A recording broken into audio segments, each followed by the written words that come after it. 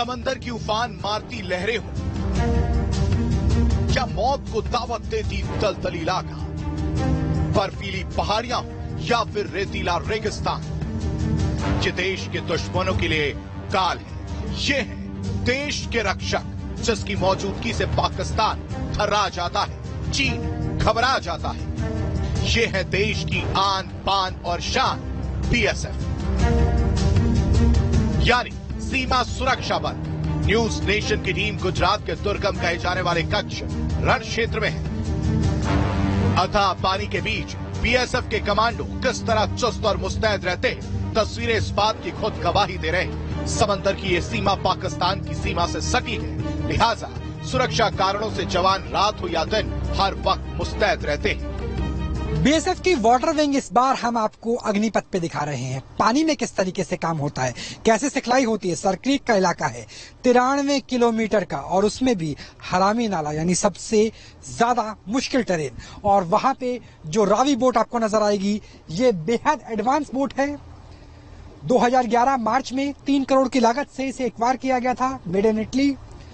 Bullet proof glass यानी बिल्कुल उसी तरह के इक्विपमेंट जो आमतौर पर हमें नेवी में या कोस्ट गार्ड में देखने को मिलते हैं। और रफ्तार बेहद तेज, चौकस निगाहें दुश्मन पर देखती हुई, भारत का तिरंगा और रफ्तार आप देख सकते हैं कि किस तरीके से पानी को चीर देती है। और ऊपर मुस्तैद कमांडो निगरानी करते हुए एलएमजी के साथ, असॉल्ट राइफल्स, साथ में जो पूरा प्रोटोकॉल है वो रखा जा रहा है, यानी यहाँ पे बूट्स नहीं होते हैं।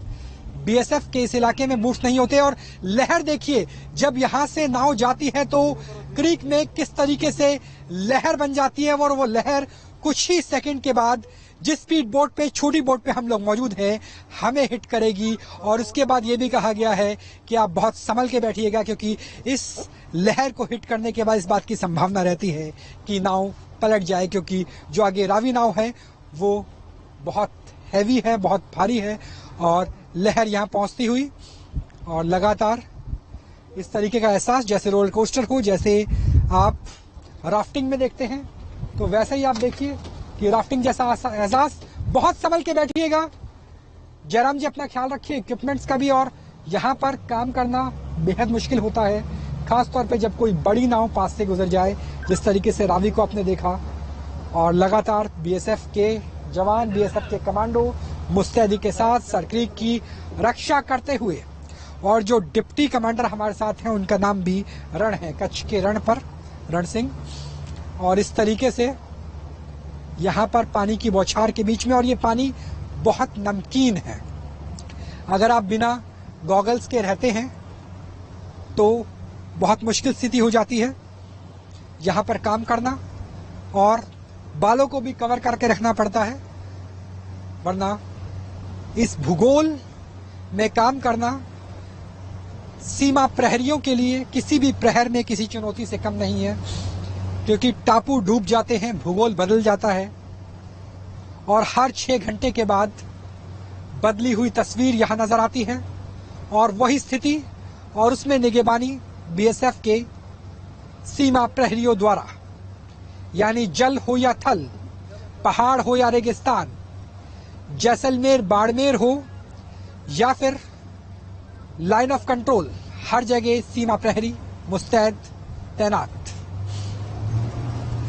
और उसी तरीके की स्थिति, चाहे वो बड़ी नाव के जरिए सरक्रीक की रक्षा करना हो, या स्पीड बोट जिसमें हम मौजूद हैं, इसके जरिए वाटर पेट्रोलिंग। सिखलाई सिर्फ एक है, जीवन पर्यंत कर्तव्य।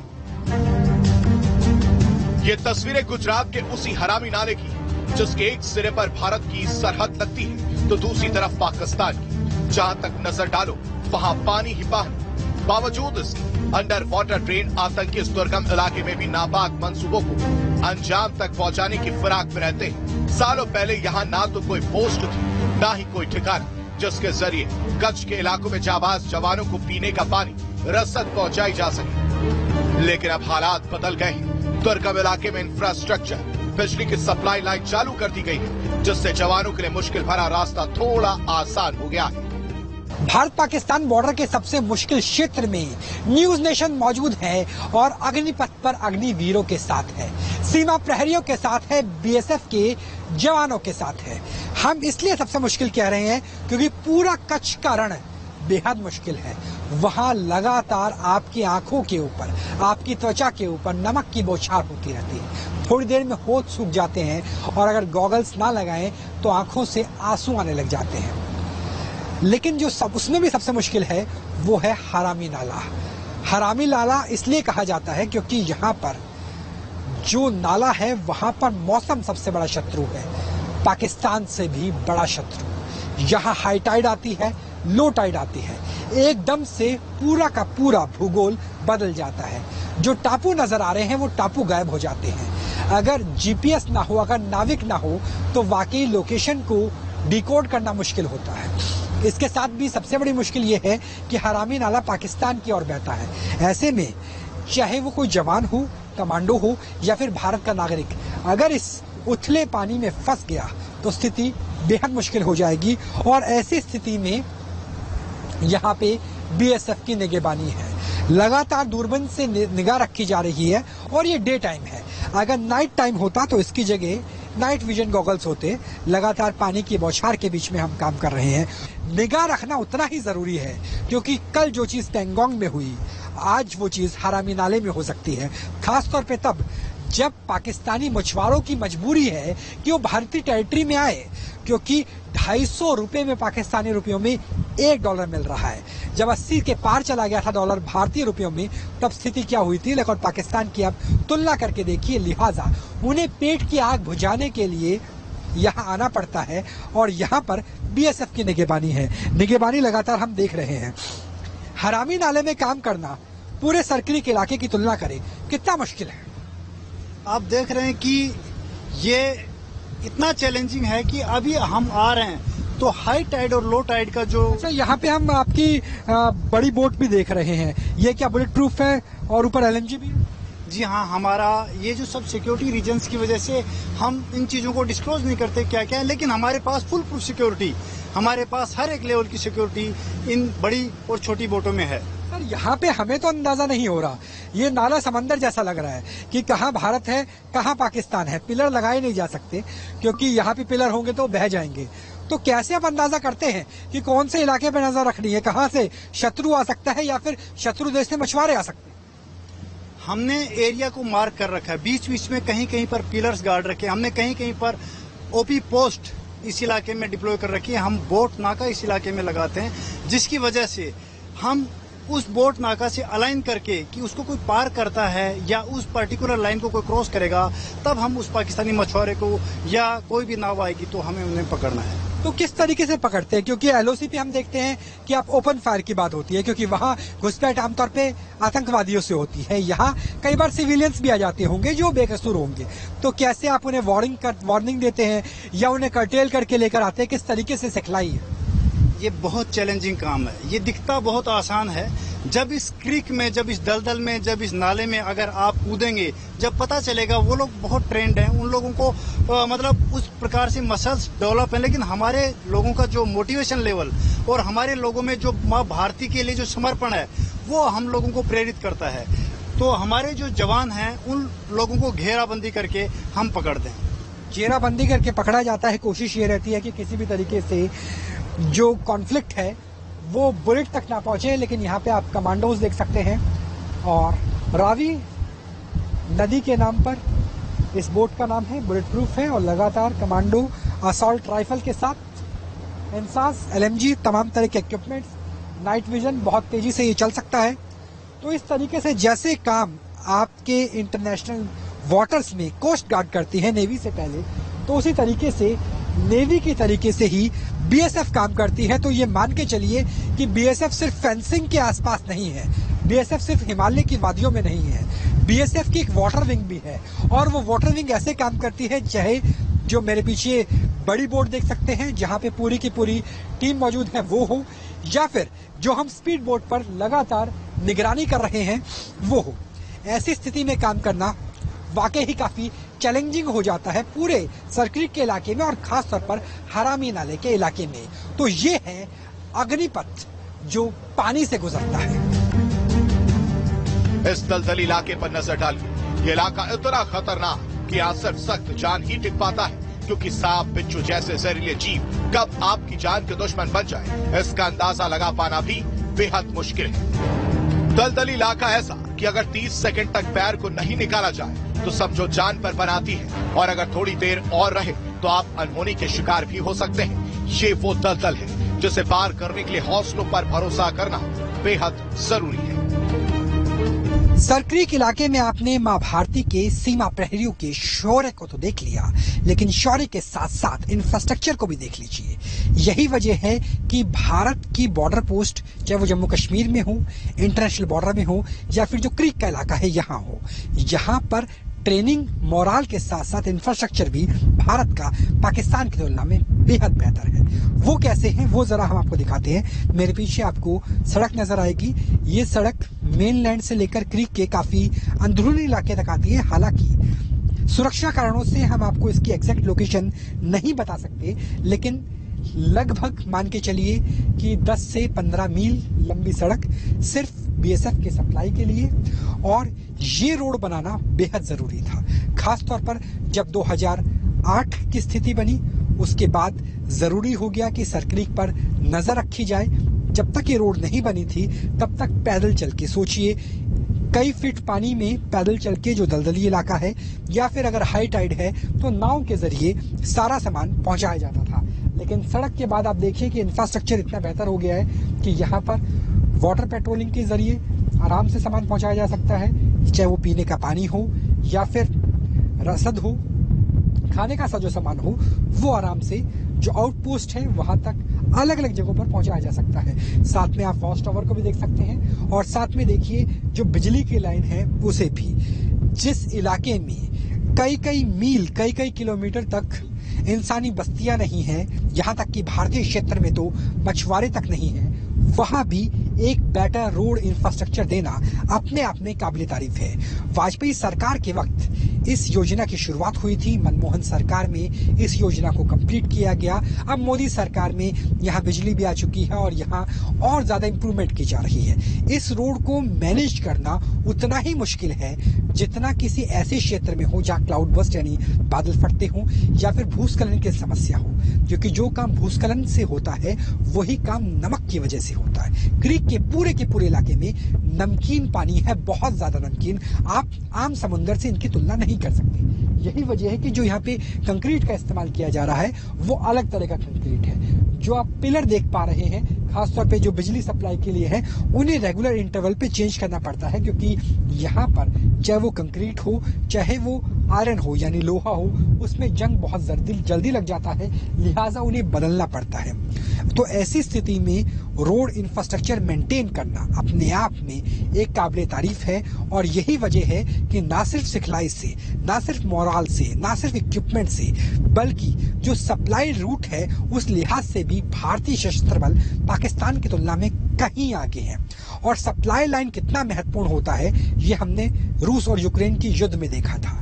1 मार्च तक कीव से सिर्फ 15 किलोमीटर दूर इरपिन बुचा तक रूस की सेना आ गई थी, लेकिन सप्लाई लाइन नहीं होने की वजह से उन्हें पीछे हटना पड़ा। किसी भी जंग की स्थिति में ऐसी सप्लाई लाइन भारत को एक बड़ा एज देती है, और यही एज है जिस वजह से हिंदुस्तान आराम से, आप और हम बहुत आराम से अमृत महोत्सव मना रहे हैं। आजादी के 75वें उत्सव की शुरुआत हो चुकी है कि मां भारती के जवान हर जगह मौजूद हैं, और उनके लिए जो इक्विपमेंट्स है, जो रसद है, वो भी बहुत आराम से पक्की रोड के जरिए दलदली इलाके में, याद रखिए ये सबसे बड़ा दक्षिण एशिया का दलदली इलाका है, यहाँ भी पक्की रोड के जरिए दलदली इलाके में सप्लाई लाइन मुहैया कराई जा रही है। भारत पाकिस्तान की सीमा जम्मू से शुरू होती है और इस दुर्गम इलाके कच्छ के रण में आकर खत्म हो जाती है। यह है भारत पाकिस्तान के बीच का पिलर नंबर 1175। यहाँ तक दोनों देशों की सीमा निर्विवाद है, मतलब पिलर के उस पार कदम रखते ही आप पाकिस्तानी इलाके में माने जाते हैं। लेकिन पिलर के दूसरी तरफ ना तो कोई पाकिस्तानी रेंजर है और ना ही कोई फौजी। बावजूद इसके घुसपैठ का खतरा हर वक्त बना रहता है। कच्छ के रण में आपका स्वागत है, सरक्रीक के अग्निपथ में आपका स्वागत है। अग्निपथ कभी कभी ऐसा भी होता है जहां आप घुटनों तक धंस जाते हैं, और वाकई ही इस इलाके में चाहे हम हो या मां भारती के सिपाही, चलना बेहद मुश्किल है। और इसके लिए एक सिखलाई बताई गई है। जैसे हम जब हिमालय में काम कर रहे थे तब हमें कहा था कि पैर टेढ़े रखिए ताकि आप बर्फ में ना पिघले, लेकिन ये दक्षिण एशिया का सबसे ज्यादा खतरनाक दलदली क्षेत्र है और जहां मैं पैर रखता हूं घुटने तक, तकरीबन 1 से 1.5 फीट तक ये डूब जाता है। और यहाँ पे लगातार सांप हैं, बिच्छू हैं। हालांकि ये बोला गया है कि अगर यहाँ पर आपको सांप ने काट लिया तो ज्यादा घबराने की जरूरत नहीं है, आपको पास में ही दवाई दिला दी जाएगी। लेकिन यहाँ पर एक सिखलाई ये है, जैसे हमने आपको बताया था बर्फ का, यहाँ पे सिखलाई ये है कि अगर आपने 30 सेकंड तक अपने पैर रोक के रखे तो आप धंसते चले जाएंगे, और कब तक धंसेंगे इस चीज का कुछ अंदाजा नहीं है। फिर आपको हो सकता है कि किसी कमांडो की मदद से निकलना पड़े या कोई रस्सा फेंकना पड़े, क्योंकि ये वाकई ही वो रेगिस्तान है जो दलदल में तब्दील हो जाता है। ये रण है यानी नमक का रेगिस्तान, लेकिन साथ में क्रीक भी है, लिहाजा आप देखिए कि पानी आ रहा है और पानी आने की वजह से यहाँ पर दलदल बन गया है। और दलदल में निकलना कितना मुश्किल होता है हमारे लिए, यकीन मानिए खड़े होना भी बेहद मुश्किल है। ये मड है, मड पेट्रोलिंग कर रहे हैं और यहाँ से निकलना बेहद मुश्किल स्थिति। और यहाँ पर ऐसा लग रहा है कि मैं फंस चुका हूँ बहुत बुरी तरह से, क्योंकि यहाँ पे दलदल बहुत ज़्यादा है और तकरीबन एक पैर को निकालने के बाद दूसरे पैर को निकालने में 10 से 15 सेकंड का समय लग रहा है, क्योंकि अगर एक बार 30 सेकंड हो गए तो आप निकल नहीं पाएंगे। यहाँ पे बैलेंस बनाना बहुत मुश्किल है। नज़र आ रही है कि अगर आपने 15 सेकंड 20 सेकंड से ज़्यादा पैर रखा तो आप धंस जाएंगे। ये दलदल आपको अपने साथ ले लेगी। और यहाँ से सिर्फ 100 मीटर की दूरी पर पाकिस्तान का बॉर्डर है। जो आपको ये साफ इलाका नज़र आएगा, जो उथला इलाका है, ये पाकिस्तान है और यहाँ पर काम करना बेहद मुश्किल है। और ऐसे मुश्किल हालात में ना सिर्फ दिन में बल्कि रात में भी सांप, बिच्छू, केकड़े, हर तरह के जो उभयचरीय जीव हैं उनके साथ काम करते हुए माँ भारती के सिपाही इस क्षेत्र में काम करते हुए निकलना भी अपने आप में किसी चुनौती से कम नहीं है। क्योंकि जब बाहर आने की कोशिश करते हैं तो फिसलन बहुत ज़्यादा है।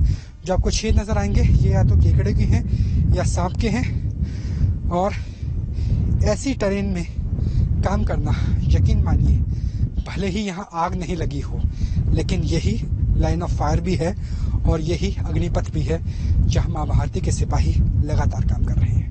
कटीले तारों के उस पार पाकिस्तान आपने बहुत देखा होगा, बंकरों के झरोके से LOC और LAC को भी देखा होगा, लेकिन हिंदुस्तान पाकिस्तान के बॉर्डर के इतने नजदीक यकीनन आपने कभी कोई ग्राउंड रिपोर्ट नहीं देखी होगी जहां न्यूज नेशन आपको अग्निपथ पर ले आया है। और वाकई यहां तक पहुंचना किसी अग्निपथ से कम नहीं है, क्योंकि यहां पहुंचने के लिए भी उतनी ही जद्दोजहद करनी होती है जितनी सियाचिन के BOP पहुंचने पर। वजह यह है कि यहाँ जो हवा चल रही है उसमें नमक है जो लगातार हमारी होठों को काट रहा है, हमारी त्वचा को छील रहा है, आंखों में लगातार जलन है, आंखें लाल होती चली जा रही है। और शाम ढल चुकी है, 8 बज चुके हैं और हम हिंदुस्तान के सबसे पश्चिमी छोर पर है, सरक्रीक के पिलर नंबर 1175। ये पिलर आखिरी जो मार्क बॉर्डर है, जिसे हम कहा जाता है कि ये रेड क्लिफ है। सर रेड क्लिफ ने भारत पाकिस्तान का जब विभाजन किया था तो जो नापी गई थी इंटरनेशनल बॉर्डर, जो जम्मू से शुरू होती है और जम्मू के बाद पंजाब राजस्थान होती हुई यहाँ तक पहुंचती है 1175। अगर राजस्थान की बात करें, गुजरात की बात करें, हर 1 मील पर एक पिलर लगता है। लगभग 1000 किलोमीटर आप मान के चलिए कि ये स्थिति है। यहाँ लिखा हुआ इंडिया, ये भारत है। और यहाँ से अगर 4 उंगली की उस तरफ में लेके जाऊं तो पाकिस्तान की शुरुआत हो जाएगी। ये आखिरी पिलर है। इसके बाद या तो ऐसे क्रीक का इलाका है जो विवादित है या फिर अरब सागर की शुरुआत हो जाती है।